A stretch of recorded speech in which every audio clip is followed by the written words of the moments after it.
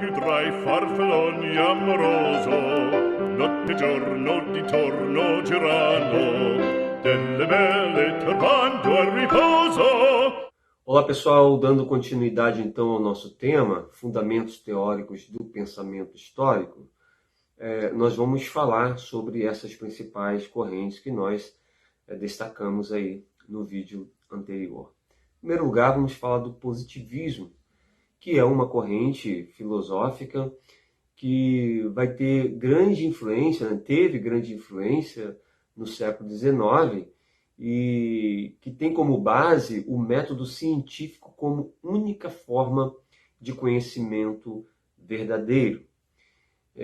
Essa corrente é desenvolvida por Auguste Comte, que vai defender, né, a ideia de que somente aquilo que pode ser observado, medido e testado de forma empírica deve ser considerado como válido, né?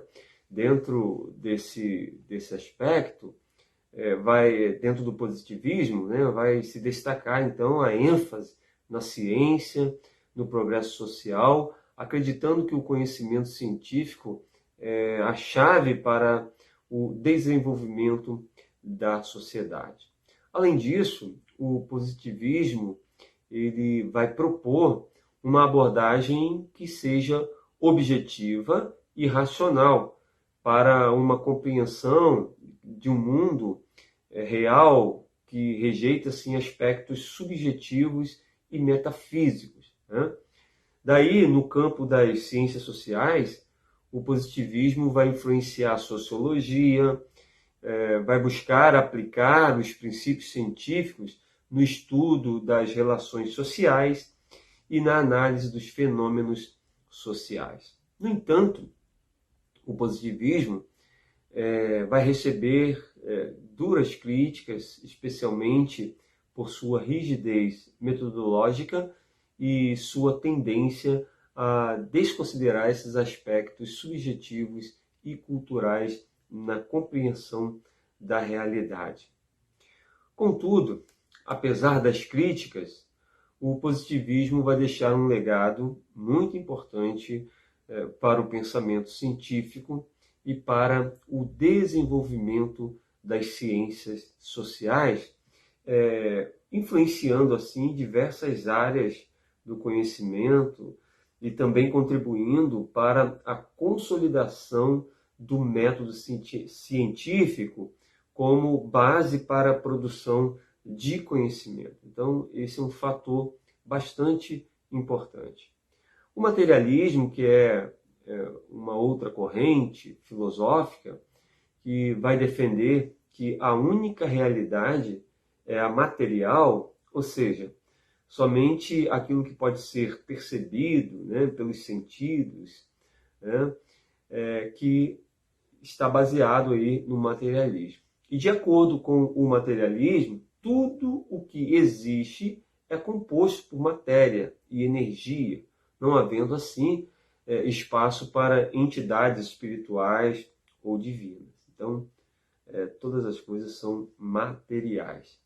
E os principais pontos que vão ser destacados, nós temos aí, em primeiro lugar, sua origem, onde surge na Grécia Antiga, com pensadores como Demócrito, Epicuro, ganhando força assim ao longo da história com diversas vertentes e abordagem. Então nós vamos ter o materialismo dialético, que foi desenvolvido por Karl Marx e Engels, né? parte do pressuposto de que a realidade é marcada por contradições e conflitos, sendo a luta de classes, né, um dos principais motores da história nesse pensamento materialista. O materialismo científico ele está baseado no método científico que busca explicar fenômenos naturais e sociais a partir de leis objetivas e observáveis, né? Então, a crítica que nós temos ao materialismo vai apontar que essa corrente filosófica pode reduzir a complexidade da realidade a aspectos puramente materiais, desconsiderando aspectos subjetivos emocionais e espirituais da existência humana.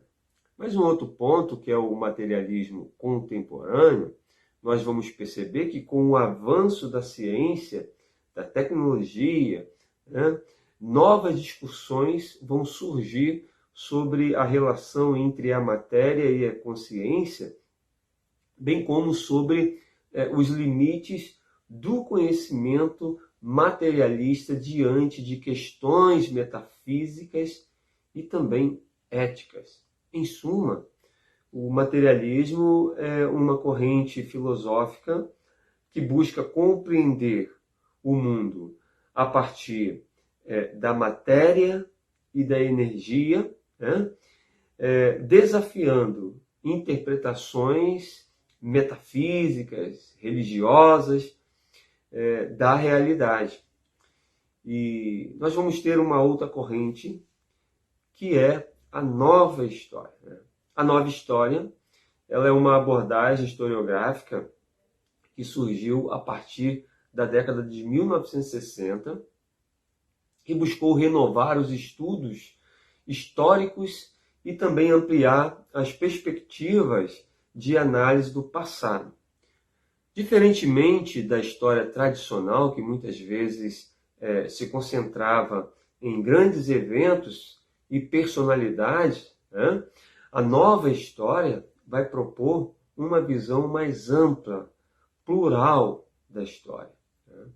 Considerando aspectos sociais, culturais, econômicos e do cotidiano das pessoas comuns. Um dos principais objetivos da nova história é dar voz aos grupos que são marginalizados e também entender a história a partir de diversas perspectivas, né?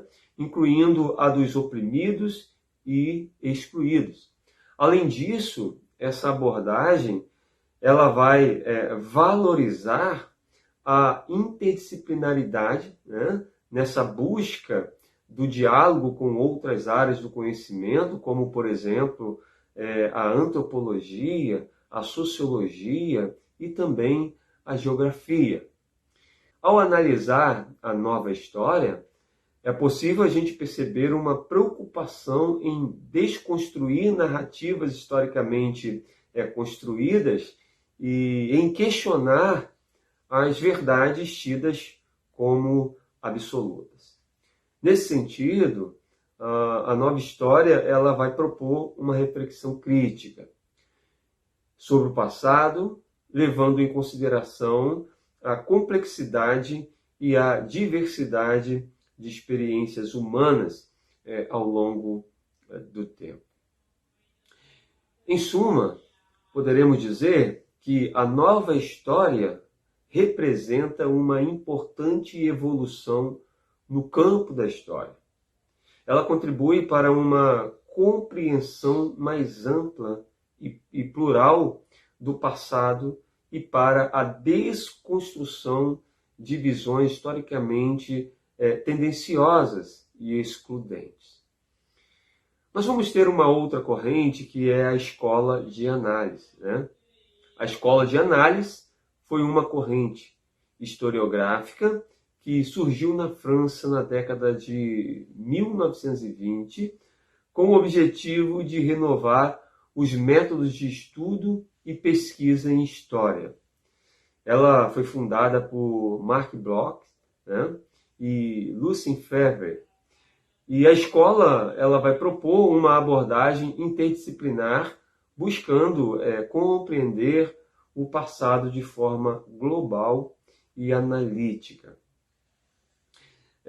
Quando nós olhamos para essa escola, ela caracterizava-se pelo uso de fontes diversas como estatísticas, demografia, geografia, economia e antropologia, além de uma preocupação em analisar as estruturas e as longas durações históricas.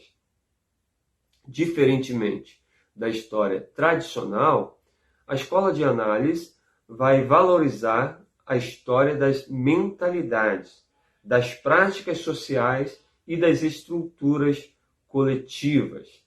Além disso, os análises, eles defendiam uma história total, que contemplasse não apenas os eventos políticos e militares, mas também a vida cotidiana, as mentalidades e as estruturas sociais.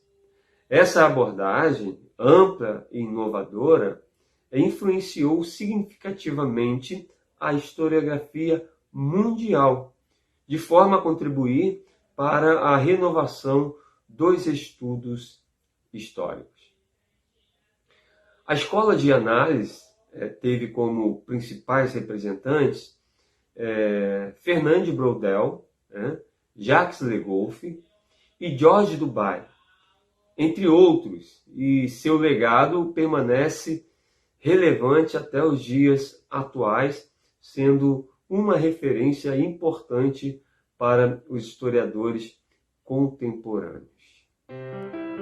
Non più tra i farfalloni amoroso, notte e giorno d'intorno girano, delle belle turbando al riposo.